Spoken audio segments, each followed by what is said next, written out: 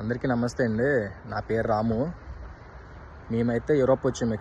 Europe వచ్చాం కానీ actually మేము కొన్ని ఏజెన్సీని నమ్ముకొని వచ్చాము దూరం. అక్కడ దగ్గర మా దగ్గర వాళ్ళు 5 lakhs తీసుకున్నారు. 5 లక్షలు అయితే మేము కట్టించి వచ్చామండి దూరం.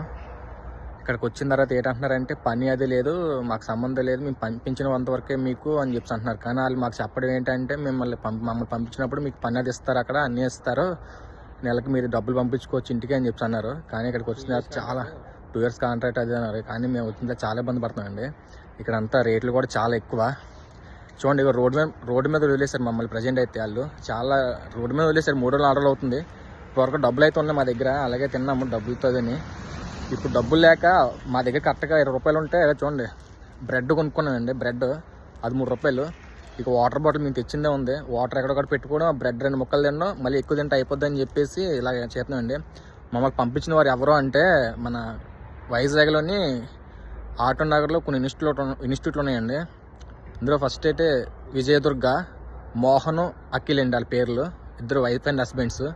తర్వాత రాంబాబు అండి, సాయి ప్లేస్మెంట్స్. రాంబాబు కొత్తగా ఇన్స్టిట్యూట్ కట్టాడు ఆటో నగర్లో మా అందరిగా డబ్బులు తీసుకొని.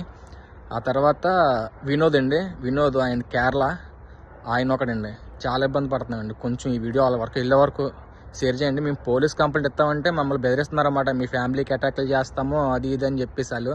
అందుకని భయపడి పోలీస్ కంప్లైంట్ కూడా ఇవ్వలేదు. ఇప్పుడు ఇంటికి వెళ్ళిపోదామంటే డబ్బులు కూడా లేవండి మాకు. అక్కడ తిన్నా కూడా డబ్బులు లేవు.